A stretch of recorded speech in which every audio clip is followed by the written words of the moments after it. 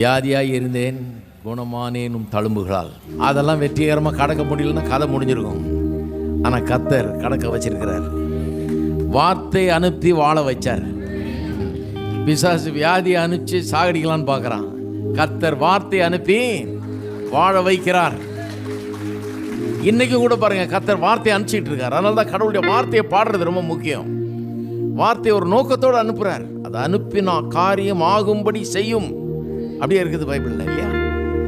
அதை கர்த்தர் எதுக்கோ ஒன்றுக்கு அனுப்புறார். சும்மா இல்லை வசனன்றது. அது எதுக்கு அனுப்புறாரு? காரியம் ஆகும்படி, ஏதோ ஒரு காரியம் ஆகும்படி.